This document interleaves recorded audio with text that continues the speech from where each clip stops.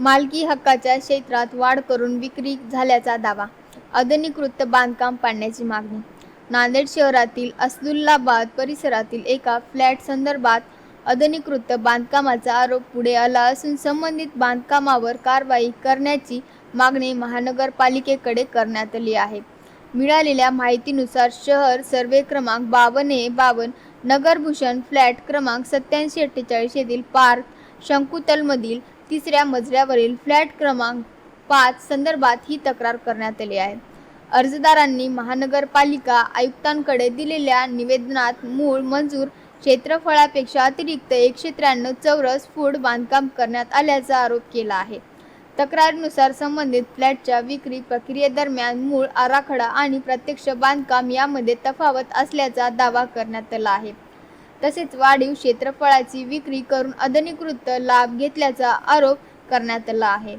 अर्जदारांनी महानगरपालिकेकडे या प्रकरणाची सखोल चौकशी करून जर बांधकाम अनधिकृत आढळले तर ते पाडण्यात यावे, तसेच संबंधितांवर योग्य ती कारवाई करावी अशी मागणी केली आहे.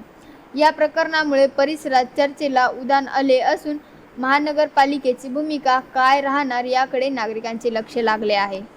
इथे कैलासनगर येथे पाण्याच्या टाकीच्या समोर पार्क संकुल हे मी हक्काचा मूळ धारक महाजन पांपटवार व ओम बिल्डर्स अँड डेव्हलपर्स त्यांचे भागीदार यांनी इथे सदनिका आणि काही शॉप्स डेव्हलप केलेले आहेत आणि ते शॉप ओनर्स व सदनिकाधारक यांना डेव्हलपरच्या माध्यमातून विक्री केलेली आहे. त्यामधील 5 नंबरचा फ्लॅट व 3ऱ्या मजल्यावरची एक रूम श्री राजा खंडेराव देशमुख व त्यांच्या पत्नी हेमा राजा खंडेराव देशमुख यांनी विक्री केलेली आहे. शिवाजी बाजीराव शिंदे यांना.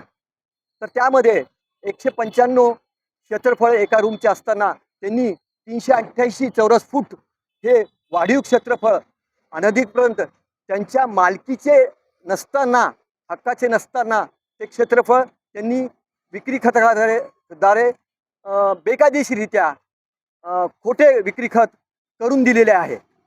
आणि तिथे एक रूम माझ्या मूळ हक्काच्या जागेमध्ये त्यांनी त्याचे अनधिकृत बांधकाम केलेले आहे. महानगरपालिकेकडे मी त्याबाबत तक्रार रीतसर नोंदवलेली आहे. मी व माझे ओम बिल्डर्स अँड डेव्हलपर्सचे भागीदार यांनी.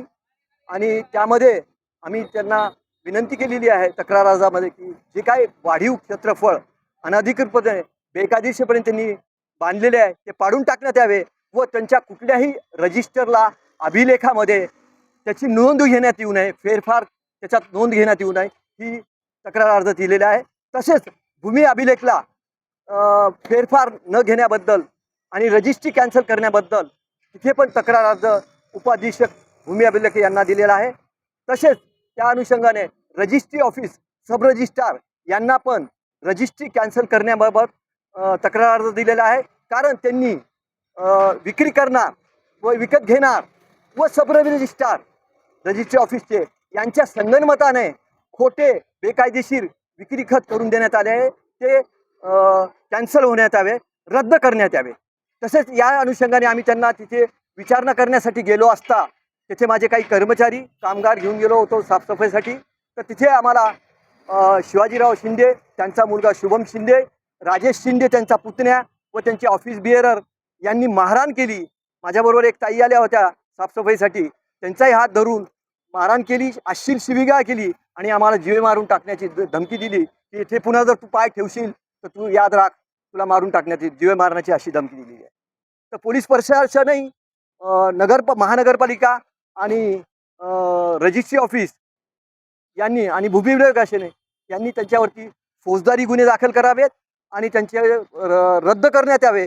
पण खंत ही आहे की पोलीस प्रशासन किंवा महानगरपालिका किंवा भूमी अभिलेख रजिस्ट्री ऑफिस डोळेझाक करते, अर्थपूर्ण डोळेझाक करते आणि दुर्लक्ष करते. त्याच्यामुळे शिवाजीराव शिंदेंचं मनोबल वाढते आणि वरवर त्याचं गेल्या 2 ते 2.5 महिन्यापासून मी सातत्याने सगळीकडे तक्रार अर्ज केलेले आहे संबंधित विभागाला, पण कोणती कारवाई घेण्यात आली नाही.